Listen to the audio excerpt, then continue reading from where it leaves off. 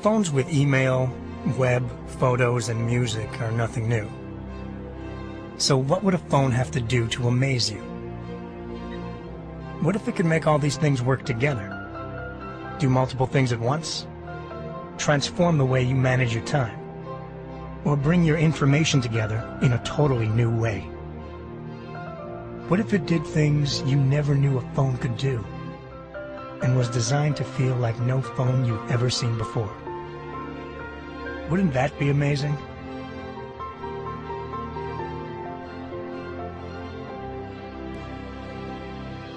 This is Lewis Ball writing for LifeSense Tech, and this is the post-mortem review of the HP Touchpad, the only WebOS tablet ever made.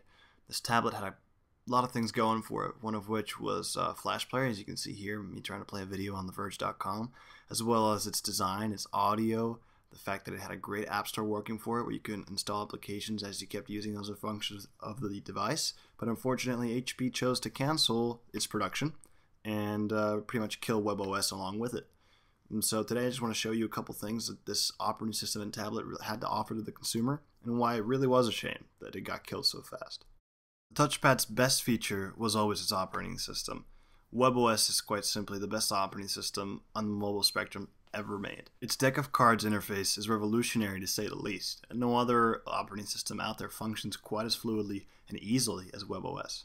It was, to my knowledge, the first operating system to support all types of screen formats. So it was cross-platform in every sense of the word. You could use it on your Pre, on your Pixie, and on your tablet without really ever having the code for anything new. The design of the App Store and the built-in application makes it evident that the WebOS team really understood what it took to make a good operating system that was based on finger input. They made things like for the ability to install an application while using the other features of the device.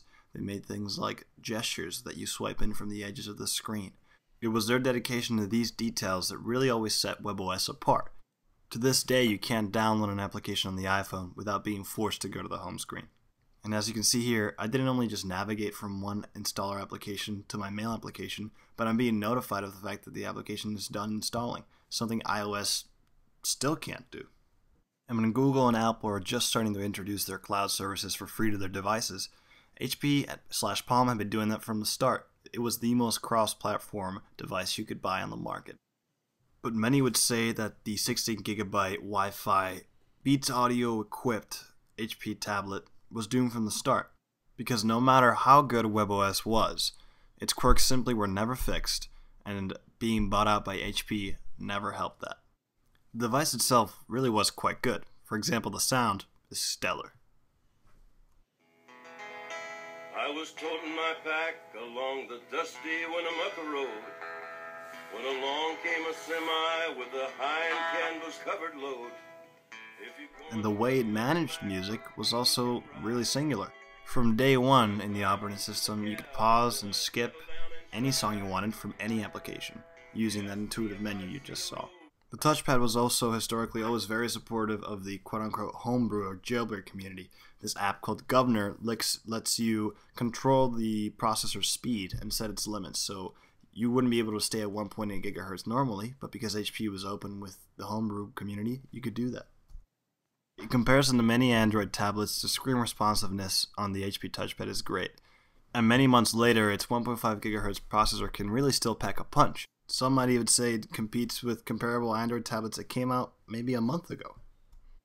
Unfortunately, the touchpad is no exception to the WebOS stigma of having bad hardware.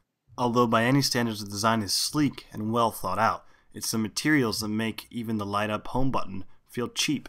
For example, the front-facing camera is practically unusable. Also, in comparison to modern tablets, the device feels thick and very plastic-like, not to mention the fact that it feels like a huge fingerprint magnet. Of its drawbacks, it feels like HP gave up too soon with this device. Yes, it has a plastic case that feels like it might crack, but it doesn't, and the fact is that its software makes up for a lot of its hardware's setbacks. And Homebrew fixes many of the slowdowns of the device. There's really almost nothing this 1.5 GHz processor can't do. Its speed, sound quality, versatility, and ease of use really make this device worth the price HP was offering, and not to mention the price cut it gave afterwards. But in the end, like many great ideas, it simply wasn't destined for success. Be sure to head to LifeSenseTech.com for more on the touchpad and other tech.